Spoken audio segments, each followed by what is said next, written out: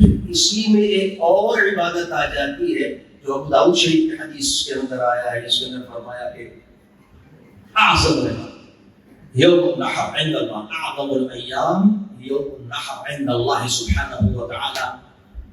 ان دنوں کے اندر بھی ایک اور عظیم ترین دن، ان 10 دنوں کے اندر ایک اور عظمت والی بات، وہ کیا ہے؟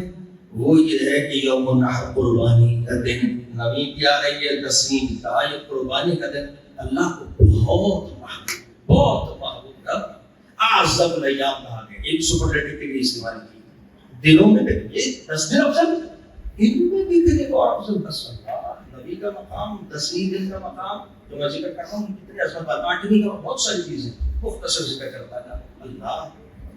یہ وجہ صحابہ نے یہ پوچھا یا رسول اللہ مل اضاحی، یہ قربانیاں کیا ہوتی ہیں، یہ جس کی وجہ سے عظمت ہے؟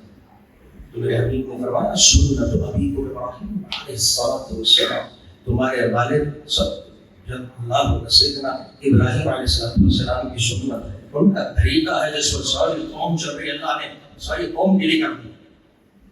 صحابہ نے فما لنا یا رسول اللہ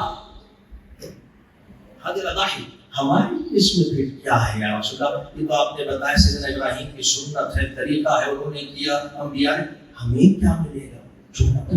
میرے حبیب نے فرمایا بکل شعرۃ حسن، اللہ اکبر، جو جانور ذبح کر رہے ہو، اب گائے کا تصور کیجیے، اونٹ کا کیجیے، بکرے کا کیجیے، دمبے کا کیجیے، جو جانور ان کے جتنے بال ہیں، ایک تو نہیں ہوگا گا، جس جانور کے جتنے بال ہیں ہر بال کے بدلے اللہ تمہیں نہیں دیا تھا۔